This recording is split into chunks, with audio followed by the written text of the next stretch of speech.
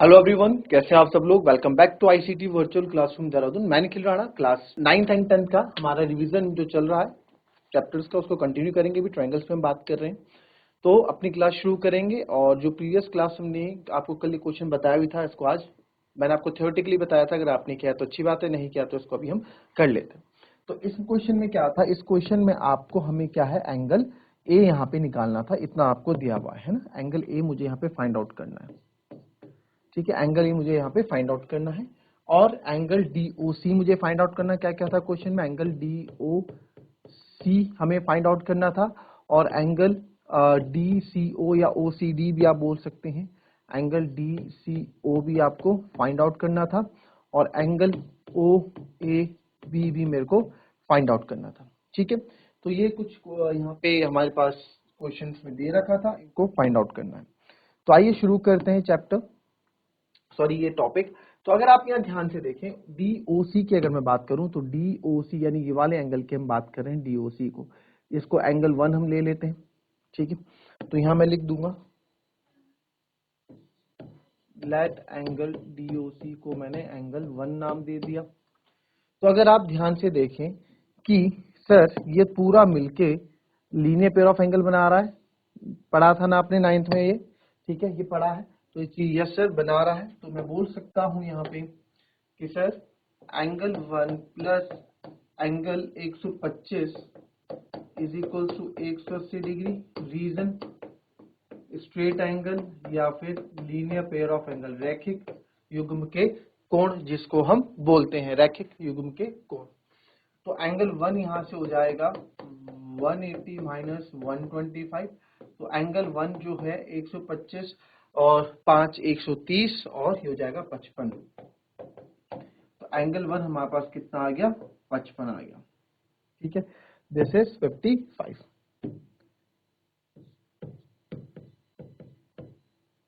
ठीक है, this is 55 हमारे पास यहाँ पे आ गया। राइट नाउ हम बात करते हैं अब एंगल DCO की। DCO, तो DCO देखो, यानी कि ये वाला एंगल ये बोल रहा है DCO, ये कैसे आएगा सर। तो जब इस तरह से लाइन वाइज से चीज हमें दी होती है तो 80 to 90% हमेशा रहता है। मैंने आपको बोला है कि पहले वाला दूसरे से कनेक्टेड रहता है, दूसरे वाला तीसरे से भी कनेक्टेड रहता है। 80% चांसेस रहते हैं इसके। तो अगर मैंने अभी एंगल 1 निकाला, तो अगर मैं इसको देखूं, ये एक ट्रायंगल बन रहा है, छोटा ट्रायंगल बन रहा है, ये आपको एंगल 70 दिया गया है, ये आपको निकालना है और ये अब आपके पास आ चुका है ना, आ चुका है। तो मैं यहां से शुरू कर सकता हूं सेकंड पार्ट के लिए। नाउ इन ट्रायंगल DOC की हम बात करेंगे सर, तो angle D plus angle O plus angle C is equal to 180 degree. तो एंगल D है सर हमारे पास 70, is an angle sum property of triangle. आपको पूरा लिखना पड़ेगा, angle sum property of triangle. तो एंगल D आपका 70 है, ठीक है सर। एंगल O यहाँ पे अभी हमने निकाला 55 डिग्री और एंगल C आपको यहाँ पे निकालना है 180 डिग्री। तो 70 50 120, ये हो गया 125 degree plus angle C is equal to 180 degree.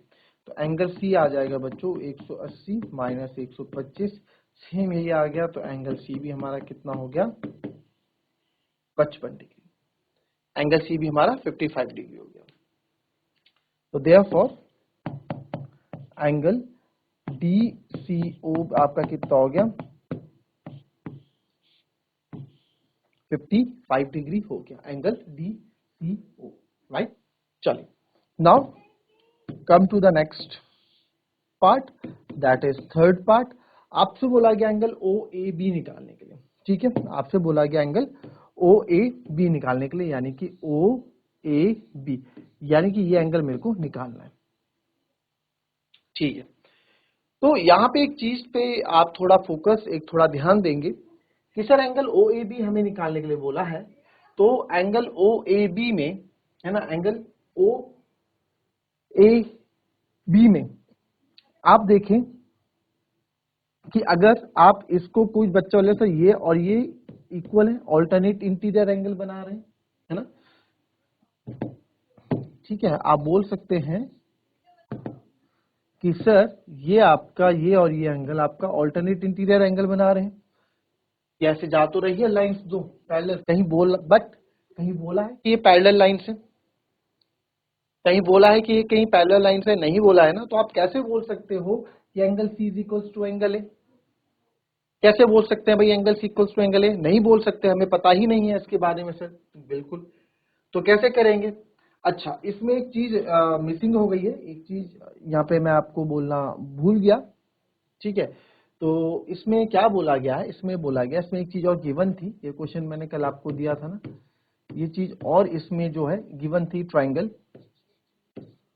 Odissi जो है सिमिलर है ट्राइंगल ओबीए के, ठीक है, ओबीए के सिमिलर है, ठीक है।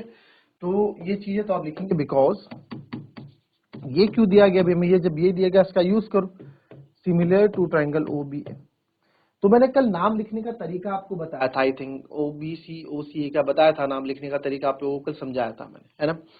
तो उसी पे ही बेस होता है, यानी कि ओ के करस्पॉन्डिंग ओ है, डी के करस्पॉन्डिंग आपका बी है, और जो सी पॉइंट है उसका करस्पॉन्डिंग आपका पॉइंट ए। तो क्योंकि ये सिमिलर है तो आप बोल सकते हैं angle C is equals to angle A, तो therefore angle O A B is equals to angle O C D, तो therefore angle O A B भी आपका कितना आ गया, 55 डिग्री आपका ओ ए बी आ गया। कोई दिक्कत है इसमें किसी को? ठीक है, एक बार देख लेंगे, इसको कॉपी कर लेंगे, राइट। चलिए कॉपी कर लें इसको।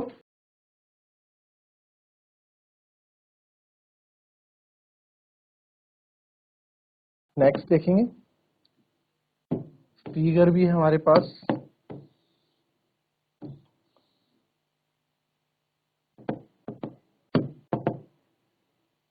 क्या बोला गया है,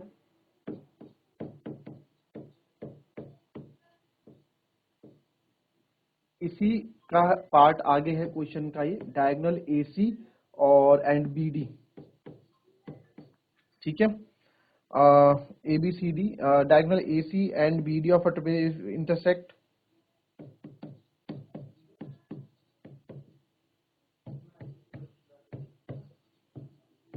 ईच अदर एट ओ, ठीक है।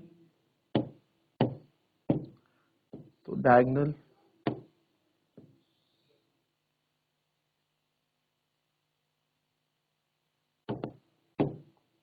ए बी सी और डी,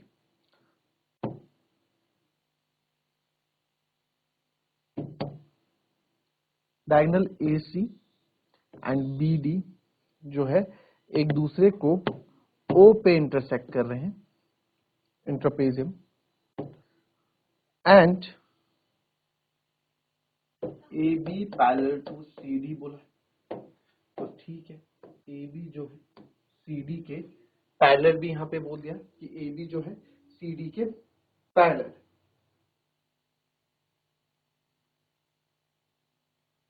और बोल रहा है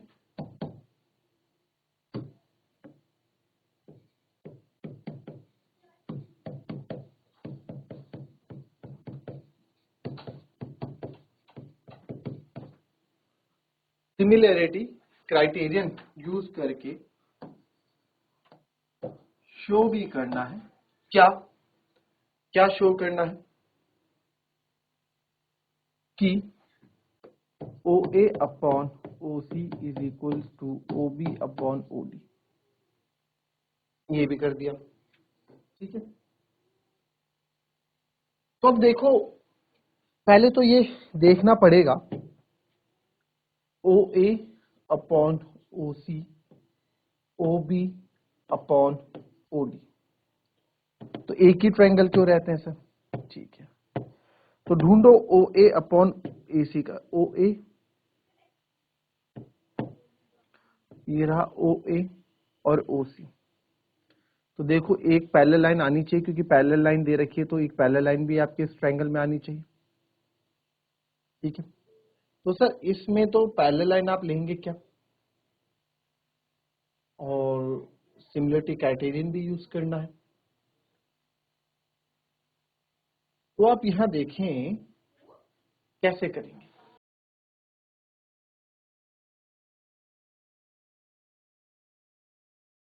अब सर यहाँ पे बीपीटी तो नहीं लगने वाली, क्योंकि उसके लिए मेरे को ट्रायंगल की साइड पैरेलल ना होके इसके पैरेलल कोई चाहिए था। इस ट्रायंगल के पैरेलल कुछ कोई होता तो मैं बोलता कि भैया ये पैरेलल है and O A upon O C is equal to B X upon X, ऐसे कर लेता। उसके लिए मेरे को बीपीटी थ्योरम लगाने के लिए मेरे को एक लाइन चाहिए थी, पर अगर मैं वो खींच भी लूं, ठीक है, तो भी यहाँ एक बार के लिए हो जाएगा। बट यहाँ पे एक बात बोली कि यूजिंग सिमिलरिटी क्राइटेरियन, यानी कि सिमिलरिटी क्राइटेरिया का आपको यूज करना है और आपको ये प्रूफ करके लाना है कि ये क्या है, दोनों शो करना है कि इक्वल है। ठीक है, तो मैं लिखता हूं, स्टार्ट करते हैं। तो देखता हूं ओ ए अपॉन ओ सी इस ट्रायंगल में आ रहा है और ओ बी अपॉन ओडी इस ट्रायंगल में आ रहा है। तो सर अगर मैं एक ट्रायंगल ये ओ बी अपॉन ओडी, देखो एक ये दूसरे ट्रायंगल का पार्ट होगा, दूसरे ट्रायंगल का पार्ट होगा, मानते हो ना, हो सकता है ऐसे, तो और सेम का भी हो सकता है। अगर मैं ये वाला ट्रायंगल ले लूं, क्योंकि लाइन पैरेलल भी दे रखी है और मेरे को यहाँ पे जब लाइन पैरेलल दी होंगी तो कुछ ना कुछ कंडीशंस यूज करनी होंगी। और क्राइटेरिया मतलब सिमिलरिटी क्राइटेरिया मतलब इसमें साइड एंगल आपको यूज करने होंगे। तो मेरे को दिख रहा है एक एंगल ये और ये और ये और ये मैं इक्वल प्रूफ कर दूंगा। बट ये प्रूफ इक्वल कैसे करूंगा, जब दो ट्रायंगल्स मेरे को लेने पड़ेंगे। ठीक है, तो इसमें देखेंगे given A B parallel to C D, ठीक है, ये आपको गिवन है। तो in triangle O A B, in triangle O A B and triangle O C D, ठीक है, ओ ए बी लिया है, ओ से लिया, तो यहां से ओ सी डी लेंगे। तो आइए देखते हैं, इसको मैं एंगल 1 नाम दे देता हूं, इसको एंगल 2 नाम दे देता हूं, इसको एंगल 3 नाम दे देता हूं, इसको एंगल 4 नाम दे देता हूं। मैं बोल सकता हूं angle 1 is equal to angle 2, sorry angle 1 is equal to angle 4। Reason given है, ए बी सी डी के पैरेलल है, या फिर आप इसको लिख दें ऑल्टरनेट इंटीरियर एंगल।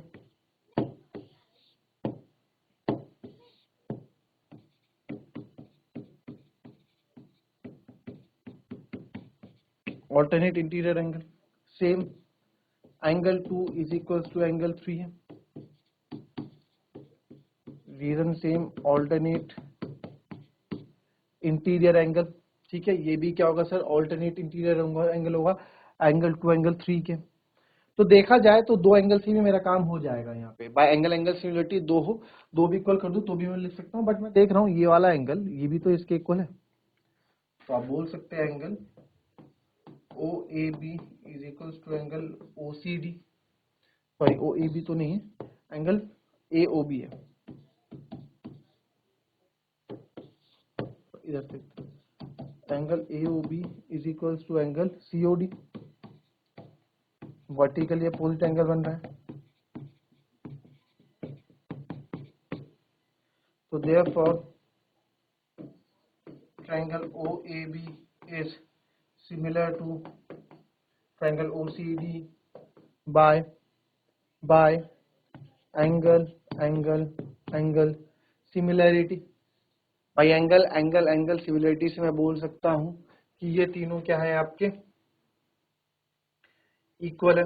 ठीक है सर, नाउ अब ये सिमिलर हो गया तो मैं बोल सकता हूँ ओ ए अपॉन ओ सी, इसके अकॉर्डिंग ही मैंने नाम पहले भी लिए थे। O A upon O C is equals to O B upon O D is equals to O B upon O D. तो देयरफॉर बोल सकते हैं हैंस प्रूव्ड, बोल सकते हैं कि नहीं बोल सकते, हैंस प्रूव्ड। ठीक है, तो ये भी हो गया हमारा क्वेश्चन, इजी था, कोई दिक्कत, कोई परेशानी, क्लियर है?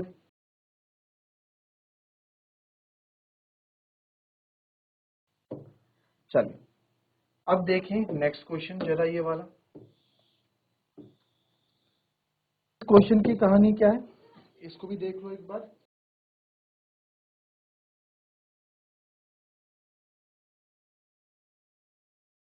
इन फिगर आपको जो दिया गया है Q R upon Q S is equals to Q T upon P R and angle 1 is equals to angle 2, angle 1 angle 2 equal दिए गए। Show that triangle P Q S is similar to triangle T Q R. तो एक question है, बड़ा अच्छा question, ये आपको यहाँ दिया गया, इस पे थोड़ा गौर फरमाइएगा कि एंगल 1 और एंगल 2 भी आपको यहाँ इक्वल दिया गया, तो कुछ ना कुछ मतलब तो इसका होगा, है ना। और हमें कौन कौन से ट्रायंगल को सिमिलर प्रूफ करना है, इसको एक बार देख लो। एक है आपका P Q S,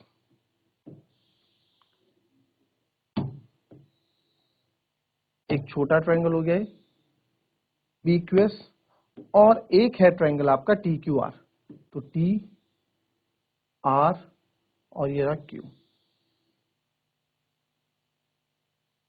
P Q are, ठीक है। और एक हो गया आपका ये वाला एंगल।